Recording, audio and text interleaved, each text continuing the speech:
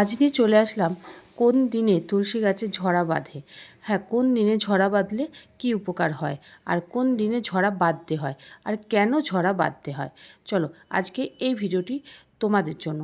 যারা জানো না তারা জেনে নেবে, আর যারা জানো তারা তো জানোই। তো আজকে এই ভিডিওটি দেখবার আগে অবশ্যই আমার এই চ্যানেলটিকে সাবস্ক্রাইব করে ফেলবে, আর পাশে থাকা বেল আইকনের অল বাটনটি ক্লিক করে নেবে, যাতে করে আমার দেওয়া প্রতিটি ভিডিও নোটিফিকেশান সবার আগে তোমার কাছে পৌঁছাতে পারে। ভিডিওটা দেখে তুমি উপকৃত হতে পারো। অনেক না জানা তথ্য যা আমাদের সামনে এলে আমরা সেটা করতে পারি, ছোট হোক বা বড়। সংসারে ছোট ছোট টোটকার দ্বারাই কিন্তু আমাদের সংসারের অনেক উন্নতি হয়, কারণ অনেক কিছুই আমরা না জেনেই ভুল করে ফেলি, আর সেই ভুলের মাসুল কিন্তু সংসারের অনেক বড় বড় ক্ষতি দিয়ে পূরণ করতে হয়। তো আজকের ভিডিওটি যদি ভালো লেগে থাকে অবশ্যই কমেন্ট বক্সে কমেন্ট করে যাবে, অন্যকে দেখার সুযোগ করে দেবে একটু শেয়ার করে। তো চলো আজকে জেনে নেওয়া যাক কোন দিনে তুলসী গাছের ওপর ঝরা বাঁধতে হয়। আমরা সবাই জানি চৈত্র মাসেই তুলসী গাছের ওপর ঝরা বাঁধতে হয়, কিন্তু সেটি কোন দিন অনেকেই সঠিকভাবে তা জানে না, আবার অনেকেও জানে। চৈত্র মাসের সংক্রান্তির দিন তুলসী গাছের উপর ঝরা বাঁধতে হয়। এই দিনে ঝরা বাঁধে এই কারণে, বৈশাখ মাসকে বলা হয় তুলসী মাতার জন্ম মাস, আর সেই জন্যই সংক্রান্তির দিনই ঝরা বেঁধে দিতে হয় তুলসী মাতার ওপরে, যাতে করে সারাটা মাস তুলসী মাতা শান্ত থাকতে পারে, ঠান্ডা থাকতে পারে। আর তুলসী গাছ বাড়িতে, আমাদের হিন্দু বাড়িতে প্রত্যেকটা বাড়িতেই থাকে। সেই তুলসী গাছের সঠিক পরিচর্যা যদি আমরা না করতে পারি, তাহলে সংসারে অনেক ক্ষতি হয়ে যায়।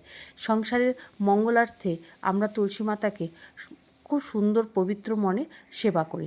তুলসী মাতার সেবা করলে অন্য দেবতার পুজো আর করা লাগে না, কারণ তুলসী মাতাতে স্বয়ং বিষ্ণু বাস করেন, আর বিষ্ণু দেবতা খুশি হয়ে গেলে সংসারে মঙ্গল হয়। তো এই কারণে তুলসী গাছ যেখানে লাগাবে সেখানে চারপাশটা খুব সুন্দর পরিষ্কার পরিচ্ছন্ন করে রাখবে।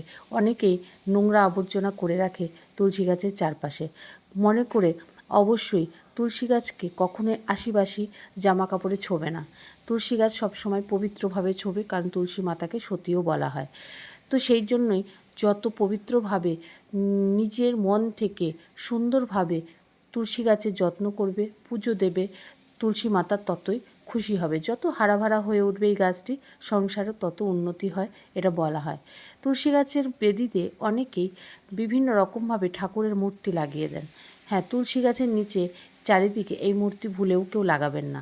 তুলসী গাছে সবসময় এই মন্ত্রটি, যেটি আমরা সবসময় পাঠ করি, যে হরে কৃষ্ণ কৃষ্ণ কৃষ্ণ হরে হরে, হরে রাম রাম রাম হরে হরে, এইটি আপনারা লাগাতে পারেন, কিন্তু এর বাইরে কিচ্ছু না। আর যদি ইচ্ছে হয় এরকম ফুলও লাগাতে পারেন, কিন্তু কোনো